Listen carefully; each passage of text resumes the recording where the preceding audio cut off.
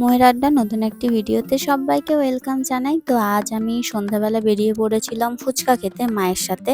কারণ ২-১ দিন ধরে ফুচকা খাওয়ার খুব ক্রেভিং হচ্ছিল। তো বাড়িতে থাকলে আমার ঘুরতে যাওয়ার সঙ্গী আমার মা। তো মাকে নিয়ে বেরিয়ে পড়েছি।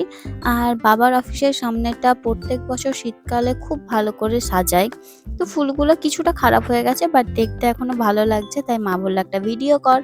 আর তারপর এলাম মাশরুম পকোড়ার একটা নতুন ঠেলাগাড়ি আমাদের এখানে খুলেছে, তো সেটা টেস্ট করতে।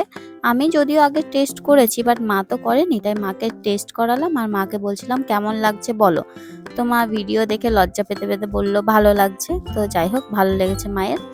তারপর এসেছিলাম ফুচকা খেতে। তো আর জানি না কি ফুচকা গাড়িতে ফুচকা পাওয়াই যাচ্ছে না, সেই মারামারি হয়ে যাচ্ছে। খুব কষ্ট করে একটা পাল্লাক পাত্তা চাট আর দই ফুচকা পেয়েছিলাম, সেটাই আমি আর মা ভাগাভাগি করে খেয়ে নিলাম। আর তারপর এলাম এই মিষ্টি দোকানটায়, খুব ভালো মিষ্টি বানায়। দোকান থেকে মায়ের পছন্দের প্যাড়া নিলাম আর নিলাম বিস্কিট। এই বিস্কিটগুলো খুব ভালো লাগে খেতে। তো বিস্কিট নিয়ে বাড়ি ফিরে এলাম।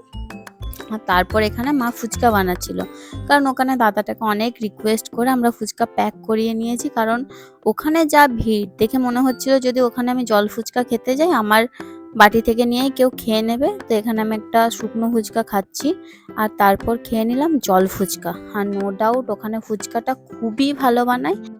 এখনো ভয়েস ওভার দিতে দিতে আমার জিভে জল চলে আসছে ফুচকাটার কথা ভেবে। মানে দারুণ দারুণ বানায় ফুচকাটা। তো ফুচকা খেয়ে ঝাল লেগে গিয়েছিল বলে আমি খেলাম একটা হোমমেড চিক্কি, যেটা আমি ছোলা, সিডস, গুড়, ঘি এসব দিয়ে বানিয়েছি।